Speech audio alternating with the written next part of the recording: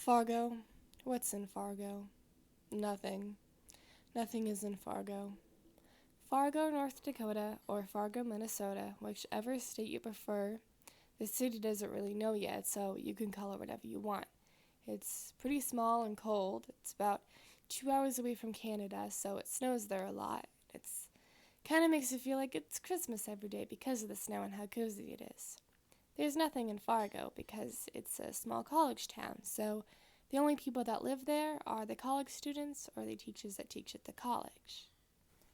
There's nothing in Fargo except for a building on campus called the Renaissance. It's an architecture building, but a lot of students decide to go there for movie nights instead. They have nice projectors there, and the security guards actually are really cool with it. She'll just ask you what movie you're watching, so lots of kids like to take it as a challenge to go there and do movie nights to watch really shitty 2000 sitcoms. There's nothing in Fargo except for an apartment complex, and it's not too special, but it's really cute and tiny, and it costs about $700 to live there a month. It's pretty old too, so if you go down to the basement where they keep their storage units, you can recreate The Shining. And you can also go down there, and if you're lucky enough, you can see somebody's collection of really rare dolls. Anyway, there's nothing in Fargo besides a parking lot where Stacy is. Now, Stacy is no spectacular car, but she's a little Buick, and she drove all the way to Fargo. She's pretty amazing and has seen more of America than me, but she won't tell you your gas percentage, so you don't know if you ran out of gas or not. She also drove over a Perkins curb before. There's no one in Fargo besides a girl that drove 12 hours away from home to go see her friend that she hasn't seen in a while. There's nobody else in Fargo besides her friend who she brought along for the ride.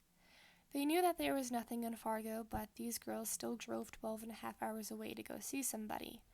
They were only 18, and this was their first trip together without any parental supervision. They passed through Mount Rushmore, but they don't have any proof because they didn't know where to stop, so they didn't get any pictures of it. They bring nothing to Fargo except for a stuffed cat named Steven, all of Taylor Swift's CDs, even the deluxe versions, and a 12-pack of Capri Suns. There's no one in Fargo except for a couple of girls playing card games and riding stolen bikes in the basement while talking about The Shining. There's nothing to do in Fargo besides taking fancy baths in an old-timey bathtub and going thrift shopping at a local store that sells candles that say Indiana on them and the best Christmas CD to ever exist. There's nothing in Fargo besides a good breakfast place that is known for their waffles and hosting conversation of questions.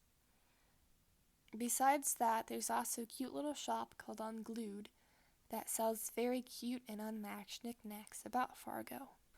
There's nothing in Fargo besides a couple girls that are living a figment of life, trying not to be only a figment of life.